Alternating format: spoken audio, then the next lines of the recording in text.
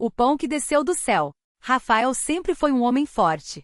Trabalhador da construção civil, acostumado a carregar sacos de cimento e levantar paredes sob o sol escaldante de São Paulo, ele nunca tinha dado muita importância às dores ou cansaços do corpo. Mas quando começou a sentir que a comida parava na garganta como se fosse uma pedra, ele soube que algo estava muito errado.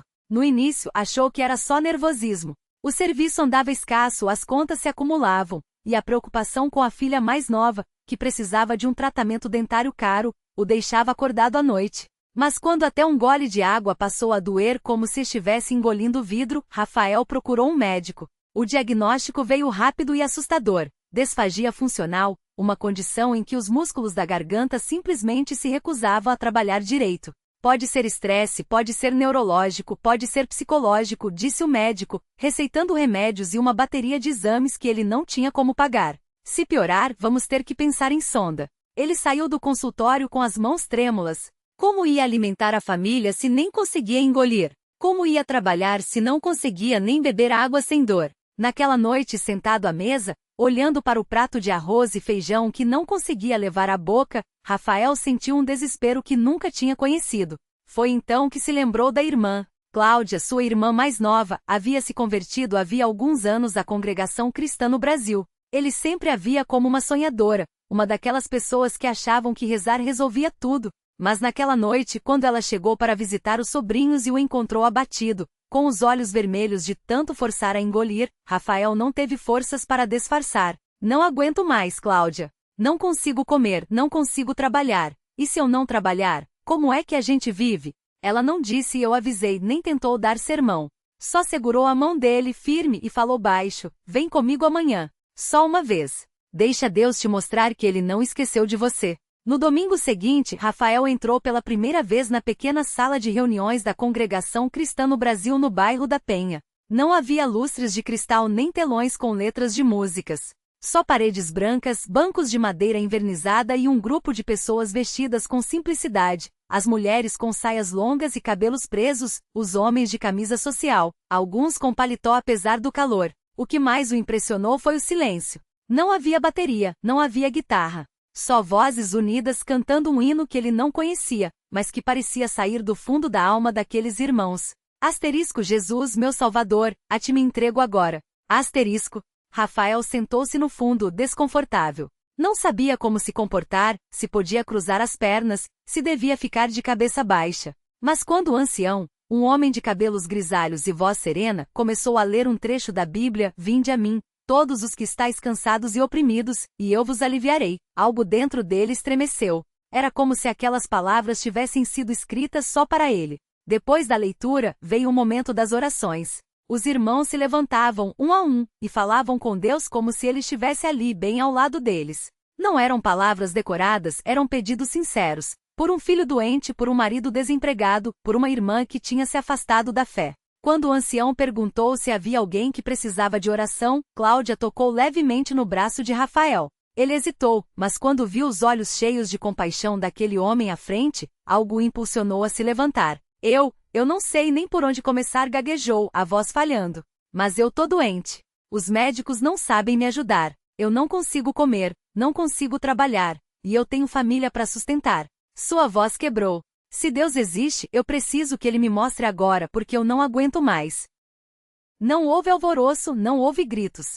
Só o ancião se aproximou, pôs a mão em seu ombro e disse, irmão, Deus ouve o clamor do seu coração. Vamos orar. E então todos aqueles irmãos, que ele nem conhecia, se ajoelharam e começaram a clamar a Deus por ele. Não eram palavras bonitas, eram súplicas rasgadas. Senhor, tem misericórdia deste irmão. Dá-lhe saúde, dá-lhe força, abre o seu caminho. Rafael sentiu as lágrimas escorrerem sem controle. Ninguém o julgou. Ninguém lhe pediu nada em troca. Só oraram. Na semana seguinte, Rafael voltou. Não porque tinha sido curado, a dor ainda estava lá. Mas porque algo naquele lugar o fazia sentir menos sozinho. Dessa vez ficou para a Santa Ceia. Virou o copo de suco de uva nas mãos, ouvindo o ancião explicar que aquele era o sangue de Cristo, derramado por ele. Quando bebeu, sentiu o líquido descer com uma dor aguda, mas também com uma estranha paz. Mesmo que eu não sarar, pensou, eu não estou sozinho nisso. Os dias passaram. Rafael continuou indo às reuniões, Mesmo quando a vergonha de não conseguir cantar junto ou de tossir no meio do culto o faziam querer desistir, os irmãos não o pressionavam, só o recebiam com um aperto de mão e um sorriso. Até que numa quarta-feira à noite, depois de mais uma reunião de oração, o ancião se virou para ele e perguntou: Irmão Rafael, você já foi batizado? Ele balançou a cabeça. Não, irmão. Eu nem sei se mereço. Ninguém merece, respondeu o ancião. É graça. Só isso. Se você crê em Jesus como seu Salvador, o resto ele faz. Naquele sábado, Rafael entrou nas águas do batismo. Não foi um momento de glória, não houve aplausos. Só ele, o ancião e mais 2 irmãos como testemunhas, numa piscina simples nos fundos da sala de reuniões. Quando emergiu, sentindo a água escorrendo pelo rosto, ouviu o ancião dizer: Rafael, seus pecados foram lavados. Agora você é uma nova criatura em Cristo. E então, algo aconteceu. Não foi um raio, não foi um trovão. Foi só alívio. Quando chegou em casa e sentou-se à mesa, pegou um pedaço de pão e mordeu sem pensar. Só quando já tinha engolido percebeu. Não doera. Experimentou outro. Nada. Tomou um gole de água. Nada. Sua mão começou a tremer. Cláudia! Gritou. Cláudia! Ela correu da cozinha, assustada. O que foi? Eu consegui. Balbuciou com os olhos arregalados. Não dói mais. Eu tô comendo. Ela o abraçou chorando. Deus é fiel, irmão. Ele sempre ouve. Hoje Rafael está curado. Os médicos não têm explicação, os exames mostram que sua garganta está perfeita, como se nunca tivesse tido problema algum. Ele voltou a trabalhar, a filha fez o tratamento, e toda a família agora frequenta a congregação. Mas o maior milagre, ele diz, não foi a cura em si. Eu aprendi que Deus não é um mágico que a gente procura só quando tá tudo ruim, conta ele, em pé, dando seu testemunho numa reunião de domingo, como fazem todos os irmãos que receberam uma bênção. Ele é um pai. E às vezes, antes de nos dar o que a gente pede, ele quer que a gente aprenda a confiar nele. Eu cheguei na igreja quebrado, com raiva, achando que estava tudo perdido. Mas foi ali, no meio daqueles irmãos simples cantando sem instrumento, orando de joelhos, que eu entendi. A fé não é sobre a gente ser forte. É sobre reconhecer que só Ele é. E então, como faz toda a congregação, ele termina com as palavras que selam cada testemunho. A Deus toda a glória. Naquele mesmo domingo, enquanto o irmão José terminava seu testemunho, uma mulher sentada nos bancos da frente não conseguia conter as lágrimas. Era Dona Maria, uma senhora de 62 anos que há meses carregava um peso no coração. Seu filho mais novo, o Caio, de 28 anos, estava preso havia 3 anos por envolvimento com drogas.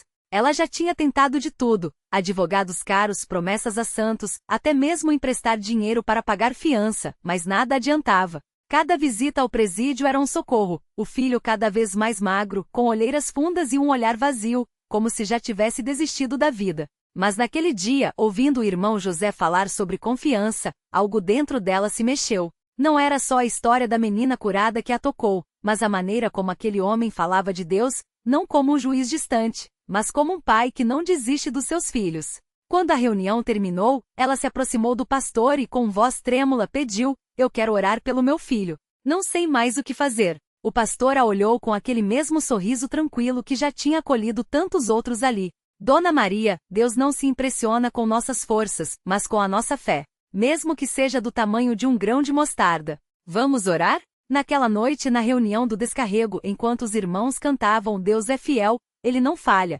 Dona Maria se ajoelhou no altar e derramou tudo o que guardava há anos. A vergonha de ter um filho preso, o medo de perdê-lo para sempre, a culpa por não ter sabido protegê-lo. E então, entre lágrimas, ela falou em voz alta como se o próprio Caio pudesse ouvir: Senhor, eu entrego meu filho nas tuas mãos. Se ele não pode sair da prisão agora, que o Senhor entre lá e livre ele das amarras que o prendem por dentro. Passaram-se 2 semanas. Dona Maria continuou indo à igreja, mesmo quando as notícias do presídio não mudavam. Até que numa tarde de quinta-feira, o telefone tocou. Era Caio, mas não era a voz arrastada e sem esperança de sempre. Dessa vez ele falava rápido, emocionado. Mãe, eu tive um sonho ontem. Um homem de branca me seguiu no corredor da cadeia e disse: Filho, você não foi feito para isso. Levanta. Quando eu acordei, senti uma paz que não sinto há anos. Mãe, eu quero mudar. Dona Maria não sabia explicar, mas ela sabia. Aquilo não era coincidência. Na reunião seguinte, ela subiu ao púlpito com uma foto do filho nos braços. Irmãos, meu filho ainda está preso, mas hoje eu tenho certeza, ele está livre. Porque Deus não quebra apenas correntes de ferro, Ele quebra as correntes da alma. E enquanto a congregação aplaudia e glorificava a Deus, o pastor sorria, lembrando das palavras que ouvira anos antes, quando também chegou ali quebrado. Aqui, milagre não é exceção, é regra. Porque na Universal, as histórias não terminam. Elas se multiplicam. E cada testemunho é uma semente que cai em terra boa, pronta para germinar em mais uma vida transformada. No mesmo dia em que Dona Maria deu seu testemunho, a alguns quilômetros dali, dentro de uma cela superlotada, Mateus apertava a foto da mãe contra o peito. Ele não sabia como, mas sentia algo diferente. Não era só a saudade, não era só a culpa. Era como se uma voz sussurrasse dentro dele: você não está sozinho. Naquela noite, enquanto os outros detentos dormiam ou conversavam baixo, Mateus se ajoelhou no chão sujo e começou a chorar. Não eram lágrimas de fraqueza, eram lágrimas de quem finalmente entende. Ele lembrou da infância, quando a mãe o levava à igreja e ele achava tudo chato. Lembrou das escolhas erradas, das amizades que o afastaram do caminho.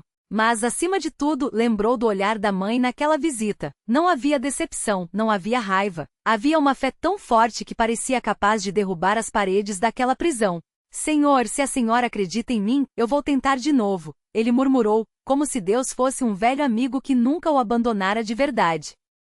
No dia seguinte, algo inesperado aconteceu. Um advogado, membro da Universal, apareceu na penitenciária com documentos em mãos. Ele tinha ouvido o testemunho de Dona Maria e, movido pela fé, decidiu ajudar. Não foi fácil, o processo estava parado há anos, as provas eram frágeis, mas aquele homem não desistiu. Deus abriu uma porta, ele disse a Mateus com um sorriso: agora é com você.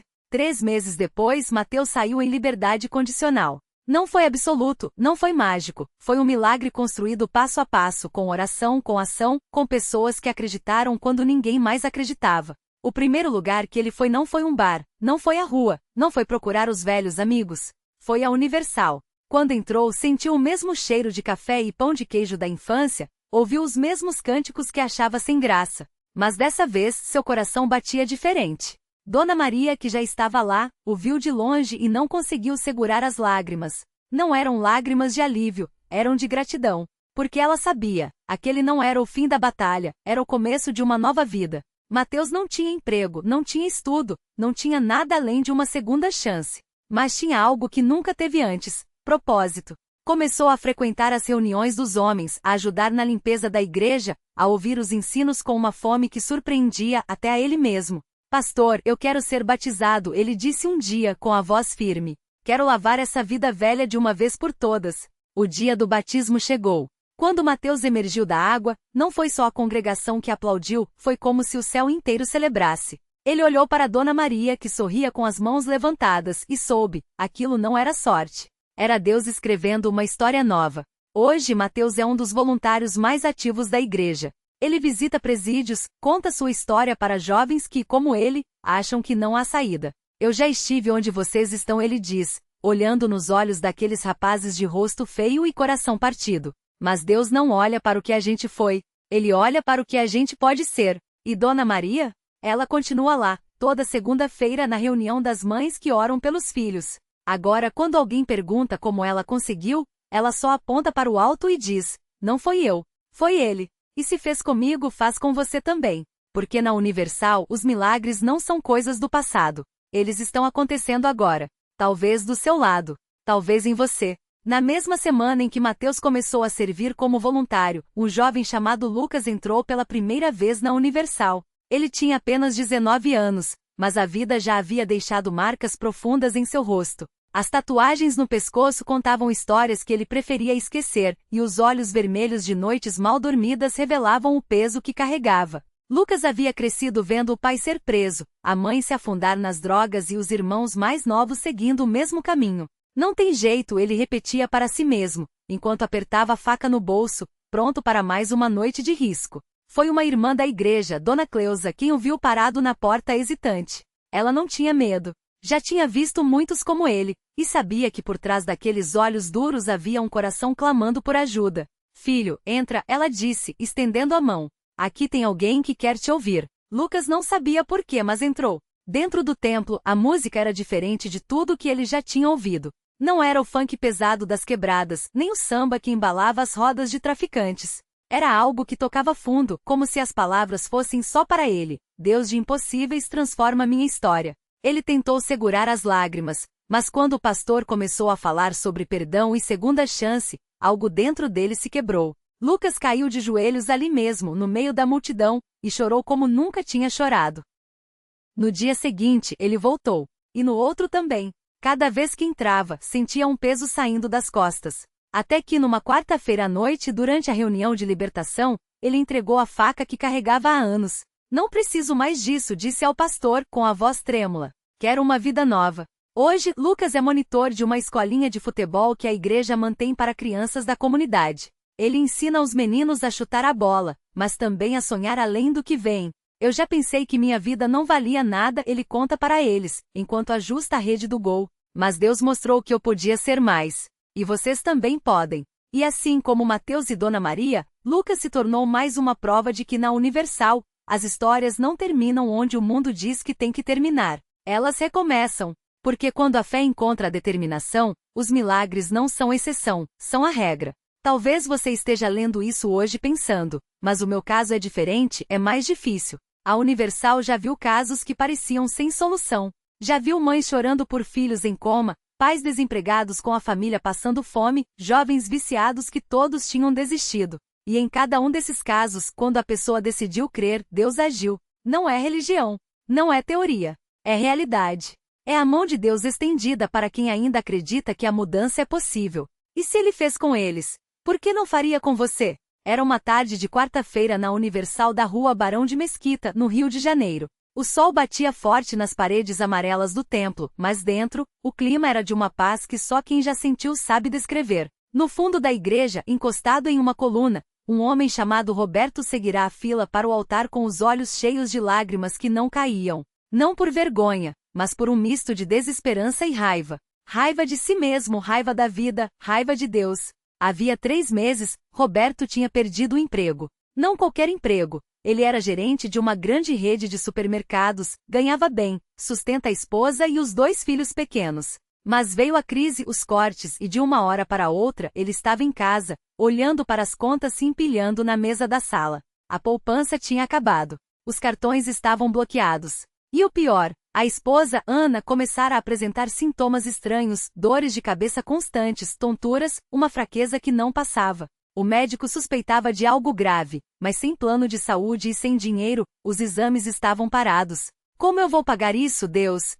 Roberto pensava, enquanto via os fiéis à sua frente sendo atendidos pelos obreiros. Alguns choravam, outros sorriam, outros simplesmente fechavam os olhos como se estivessem ouvindo algo que só eles podiam escutar. Ele já tinha ido a outras igrejas, já tinha ouvido promessas, já tinha até tentado orar sozinho em casa.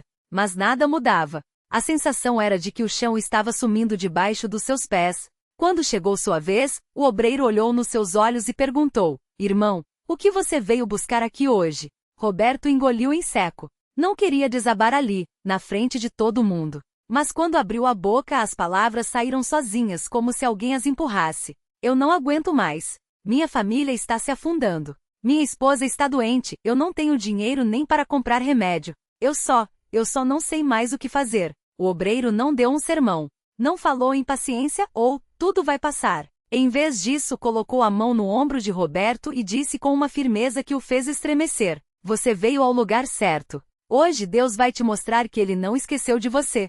Roberto não entendeu muito bem o que aquilo queria dizer, mas quando o obreiro o levou até a frente do altar e começou a orar, algo dentro dele parece que se mexeu. Não foi uma emoção passageira, não foi um arrepio. Foi como se uma voz, bem no fundo da sua alma, dissesse: "Confie. Só confie." Ele saiu da igreja naquele dia sem sentir nada de diferente. Não houve luzes, não houve vozes do céu. Só uma certeza estranha de que, pela primeira vez em meses, ele tinha feito a coisa certa. Ana, quando ele chegou em casa, estava deitada no sofá, pálida, com uma toalha molhada na testa. "Como foi?" ela perguntou sem forças. Roberto sentou ao lado dela, pegou sua mão e, pela primeira vez em muito tempo, sorriu. "Vai dar certo, amor. Eu sei que vai." Ana não teve coragem de perguntar como nem porquê. Só encostou a cabeça no ombro dele e chorou baixinho. Na manhã seguinte, Roberto acordou com o celular tocando. Era um número desconhecido. Atendeu com a voz ainda pesada de sono. "Alô? Bom dia. É o senhor Roberto Silva? Uma voz feminina profissional. Sim, sou eu. Meu nome é doutora Cláudia, sou neurologista. Recebi seu caso ontem pela assistente social do Hospital Municipal. Seu esposa, Ana, está com os exames marcados para hoje às 14 horas. Tudo custeado por um programa de caridade da prefeitura. O senhor pode vir? Roberto ficou paralisado. Como? Quem tinha feito isso? Ele não tinha pedido ajuda a ninguém. Como assim, doutora? Eu não. Não se preocupe com os detalhes agora, a médica interrompeu, como se já estivesse acostumada com aquele tipo de reação. Só esteja aqui às 14 horas com sua esposa. E traga os documentos dela. Quando desligou, Roberto correu para o quarto. Ana ainda dormia, mas acordou com o barulho. O que foi? Ela perguntou, assustada. Ana, ele segurou o rosto dela entre as mãos. Hoje você vai fazer os exames. Tudo pago. Tudo resolvido. Ela não entendeu de primeira. Depois, quando ele explicou, os dois se abraçaram e choraram juntos. Não eram lágrimas de dor. Eram de alívio, de gratidão, de algo que nem eles sabiam nomear. Às 14 horas em ponto. Eles estavam no hospital. Os exames foram rápidos, eficientes. 3 dias depois, o diagnóstico veio. Não era nada grave. Ana tinha uma deficiência vitamínica severa, causada pelo estresse e pela má alimentação dos últimos meses. Com os remédios certos e uma dieta balanceada, ela se recuperaria em poucas semanas. Mas a história não parou por aí. Na sexta-feira seguinte, Roberto recebeu uma ligação de um antigo colega de trabalho. Roberto, cara, sumiu do mapa, hein? A voz era animada. Escuta, a gente abriu uma filial nova aqui em Niterói e precisa de um gerente com experiência. Você topa? O salário não era o mesmo de antes, mas era suficiente. Mais do que suficiente. Naquele domingo, Roberto e Ana voltaram à Universal. Dessa vez, não foram para pedir. Foram para agradecer. E quando o pastor chamou os testemunhos, Roberto levantou a mão. Subiu ao púlpito com as pernas trêmulas, mas com o coração cheio. Eu vim aqui semana passada quebrado. Sem esperança. Sem saída. Ele olhou para a plateia, viu rostos conhecidos, rostos estranhos, rostos marcados pela mesma dor que ele tinha sentido. Mas Deus não me deixou cair. Ele abriu portas que eu nem sabia que existiam. Minha esposa está curada. Eu tenho emprego novamente. E o mais importante, eu sei que não estou sozinho. Quando ele terminou, o templo explodiu em aplausos. Ana, sentada na primeira fileira, chorava sem parar. E o obreiro que tinha orado por ele na quarta-feira se aproximou e sussurrou. Você viu? Deus só precisava que você desse o primeiro passo. Roberto assentiu, porque agora ele entendia. Não era sorte. Não era coincidência. Era a fé em ação. Era a prova de que, quando você entrega o impossível nas mãos de Deus, Ele devolve na forma de milagre. E se Ele fez por Roberto e Ana, por que não faria por você? O milagre completo. Naquela noite, enquanto o templo ainda vibrava com a emoção dos testemunhos, Roberto sentiu uma paz que não conhecia há anos. Ao sair, Ana o abraçou forte, os olhos brilhando não mais de lágrimas de dor, mas de gratidão. Nós vencemos, ela sussurrou. E ele soube que era verdade. Dias depois, os exames confirmaram. A doença de Ana havia regredido além das expectativas médicas. Os médicos chamaram de remissão espontânea, mas Roberto sorriu ao ler o laudo. Não foi espontâneo, foi divino, pensou. O emprego que recuperara não era apenas um salário, era uma restauração. Colegas que antes o evitavam agora o procuravam, como se sua história os tivesse despertado para algo maior. Uma tarde, enquanto caminhavam pelo parque onde outrora Roberto chorara sozinho, Ana parou diante de um banco vazio. Aqui eu orei pela última vez antes de desistir, ela confessou. Ele a puxou para si, sentindo o peso daqueles meses se dissolver no ar. Deus não só nos ouviu, Ele nos reescreveu. A reflexão que fica. Às vezes o milagre não é mudar o mundo, mas transformar nossa forma de vê-lo. Roberto aprendeu que a fé não é a ausência de medos, mas a coragem de caminhar apesar deles. Ana descobriu que a cura começa quando paramos de perguntar por quê, e passamos a confiar no para quê. Juntos entenderam. Deus não promete um caminho sem pedras, mas garante que se o deixarmos guiar, até as pedras se tornarão degraus. A lição. O primeiro passo não precisa ser longo, apenas sincero. Roberto deu o seu quando, quebrado, sussurrou, não aguento mais, mas creio em ti. E foi o suficiente. Porque milagres não são feitos de grandiosidade, mas de entrega. Se hoje você carrega uma dor que parece sem saída, lembre-se, a mesma mão que segurou Roberto e Ana estende-se para você. Não é sobre merecer, é sobre confiar. E se Deus transformou cinzas em alegria para eles, o que Ele não faria por você?